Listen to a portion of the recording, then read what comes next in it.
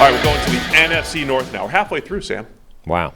I'll say this, in Already? the offseason when we're just doing like 1 hour, hour and a half shows, you forget the endurance it takes to get through our 2.5 hour marathons. Uh-huh. And we got to get to practice. So we got 15 minutes here, starting with the Chicago Bears. Bears are up first, 3-14 last year, but they're projected for 6.8 this year.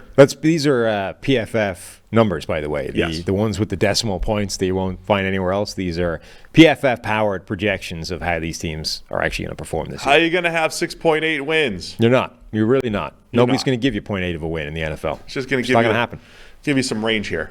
So Justin Fields heads into year 3. Going into the year, into the draft season, the Bears had the number 1 overall pick. They trade down to number 9 for all sorts of extra draft capital, plus DJ Moore from Carolina. So a lot to be excited, I think, if you're the Bears.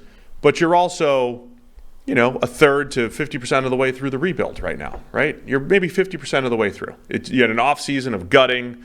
You had an offseason of building it back up again through the draft and a little bit of free agency. And there's probably another offseason before you start to really feel good about where this roster is. But I like a lot of what Ryan Poles has been doing in Chicago. Absolutely. I mean, last season it was like, let's tear this thing down around Justin Fields. I think he was set up to fail last year, and in spite of that, succeeded to a degree.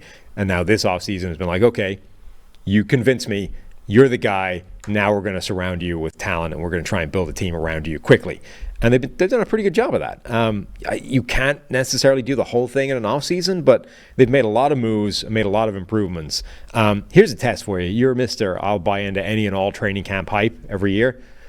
There have been a lot of positive reports as to just how freaky Chase Claypool has looked. Are you in? See, I think when someone could criticize me for posting like Elijah Moore and say, well, he gets hyped up every year. Uh-huh. We've already seen Chase Claypool do freaky things. Yeah. His very first pass, his first attempt, right? His first target in the NFL. He had that subtle push-off, incredible catch against the Giants on Monday Night Football. It's like, it's a steal for the Steelers. Chase Claypool. How does anybody let the Steelers get Claypool in the second? Yeah. So not yet. I'm just saying there's Bears reporters out there saying, I had written off Chase Claypool, and he is making a believer out of me. I'll just say, Chase Claypool, and I liked where he was slotted in with the Steelers because he was always pretty much their 3.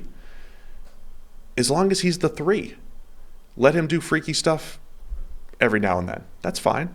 But he's the 3. DJ Moore, Darnell Mooney, Claypool as a 3, I buy. I like that because he's not consistent enough. He's always had the freaky stuff. So I don't think that's new information is how I'll respond to that. That's not new information. No. Guess what?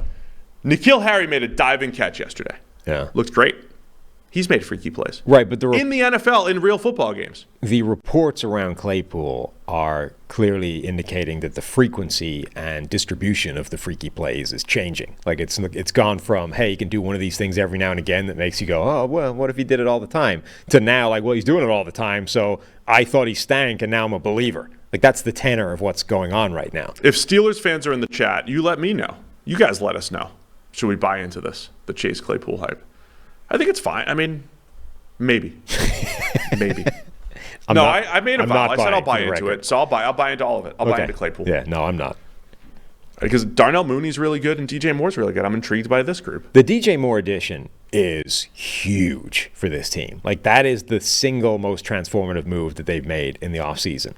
Deciding, obviously, to keep Justin Fields was the biggest decision, but then getting out of number 1 overall and picking up DJ Moore along the way is massive. You've added whatever you think about DJ Moore in terms of, is he a true number 1? What does that even mean? There's a 10-minute conversation about the general concept of that ethereal idea. But DJ Moore is a really, really good wide receiver who makes plays at all levels of the field with almost anybody as his quarterback. Adding him to Justin Fields is massive. It gives him a guy that he can be 100% certain of every play. And just to review last season, the first few weeks of the year were an absolute train wreck for Justin Fields. Remember some of the stats that the late Mike Renner, rest in peace, was putting out there? I want to give him credit. There was a point 3 or 4 weeks into the season where Justin Fields, if he had 35 completions. He had been sacked. It was something like he had been sacked or scrambled way more than even just his completion total, right? Like it just didn't look like normal pass game football. There was the Thursday night game against Washington where it's Justin Fields and Carson Wentz going head to head, and it was up there with that Colts Broncos Thursday night game. It was terrible. Oof. Neither team could move the ball. It was horrible. They won on they lost on like a tip pass or whatever it was. And then something switched where Fields all of a sudden starts looking like a dynamic runner. And the Bears start leaning into that a little bit more. Fields wasn't incredible as a passer, but that opened things up. Cole Kmet, all of a sudden, he's running wide open across the field, and now he's going to get paid. The whole offense changed at one point. So I'm expecting it to look a lot more like that. But it took a little bit of time last season. It took 6 or 7 weeks before they figured that out. So now, can Fields, with all these added weapons, does the pass game show up there? And Fields is now getting MVP type of hype. Because you saw there were games last year where it's like, hey, it's 3rd and 2 and I'm going to run for a 68-yard touchdown or whatever. Unbelievable type stuff. Lamar Jackson-esque running ability that I didn't think Justin Fields had. And where I'm intrigued is we've seen him throw the ball accurately. Yeah. In college. Like Lamar's accuracy was never great in college. He completed passes and everything, but he was never really precision. We saw Fields throw the ball extremely well. So that's where I think the ceiling is still extremely high for Fields because you've got freak running ability, and even if he takes a few too many negative plays as a passer, yeah, he's got the throwing ability. He can make the throws. His best throws have been those downfield moon balls, Russell Wilson style. But I think Fields has the intermediate accuracy and everything. Like, he's shown it before. There's a lot of potential to Fields still that I don't think we've seen. Yeah, there is. That's an interesting part of it because his accuracy last year was bad. But we know he can be accurate. Like, from a simple throw from point A to point B, hit a target, he was as good as anybody we've seen come into the NFL for a long period of time. Now, there were concerns. Certainly, I had issues about like that offense at Ohio State and how much it translates and just the mechanics that it, I think, instills in a quarterback.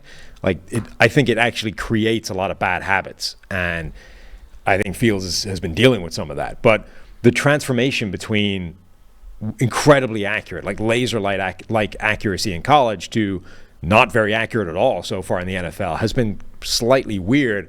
And I think probably a big part of that is influenced by the fact that he hasn't had anybody to throw to, right? And so you're trying to hit, you're pushing, you're pressing harder. Now, with guys like DJ Moore, people that should be open consistently, maybe that part of it, relaxes a little bit and he can just pitch and catch to an open guy again, and now you start to see a better accuracy return. But the point being that theoretically, there should be a much more accurate version of Justin Fields as a passer, in addition to a guy who now has better opportunities because his receivers are better and his offensive line is better. I think there's a lot of reasons to think that he should be better as a passing quarterback. Now, the one note of caution with that is another quarterback who was one of the most accurate college passers we've ever seen and has consistently been inaccurate at the NFL level is Baker Mayfield. Maybe this is just a feature of quarterbacks that have a level and don't necessarily work out at the NFL. No, I'm buying in. I'm getting suckered in again. I saw it in college. We'll see it again in the NFL. And granted, we had questions about Fields' scheme. We had questions about Baker's scheme and, the ease that it gave him. So maybe there's something to that. The offensive line, as you mentioned, should be a little bit better. I don't think they were as bad as a lot of the perception last year because Fields got sacked. They got better as well, a lot. I mean, they that thing improved. They were good in the run game and better in pass protection than people give them credit for. Yeah, it was absolutely not bad by the end of the season. Like, I wouldn't, go crazy with praise, but it was an average unit by the end of the year. So Darnell Wright was the 9th overall pick. Again, he was an awesome pass blocker last year for Tennessee. Has had some questions from a run game perspective, just from a grading viewpoint. Even though, again, I think the Bears love his toughness and meanness and all that stuff. Braxton Jones was a find last year as a rookie 5th rounder. Tevin Jenkins has settled in as one of the a good solid guard. So the pieces are there from an offensive line perspective to be much better for the Bears.